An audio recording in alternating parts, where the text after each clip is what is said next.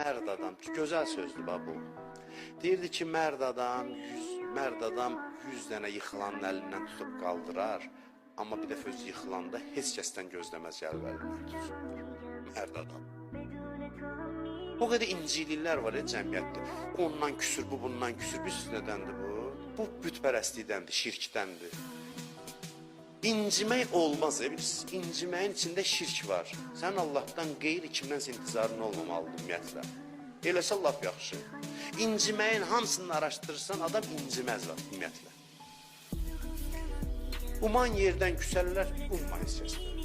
Küsməyəsən. Yox, uman yerdən küsür. Umma da umma. Allah deyir umma. İntizarım məndən başqasındandırsa bu şirkdir. Şirk belə şirk təkcə bu deyil. Bütü qoyub qabağa ibadət eləyəsin. Kimsə kimdənsə inciyirsə, incikliyini araşdır, görəcəksən ki, orada bir gözlənti var, intizar var. Allahdan qeyrisindən intizar da şirkdir. Deyirlər ki, insan axı emosionaldır, təbii deyil. Emosionaldır, emosiyasını düz yönətsin. Düzgün istiqamətləndirsin. Gözləntidə olmasın heç kəsdən. Mən buna baxı, əlimin duzu yoxdur. Mən hamıya belə elədim, axırda bir dəfə özüm yıxıldım.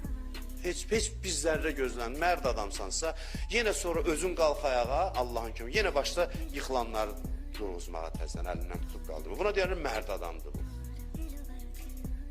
1000 dəfə ayağa qaldır, bir dəfə yıxıl, heç kəs sənə yaxın düşməsin, heç kəs sənə incimə. Dur ayağa, Allah kömək eləsin, kimisə vəsilə eləsin, dursun sən ayağa, sonra davam elə yenə yıxılanların əlindən tutmağa. Vallahi budur.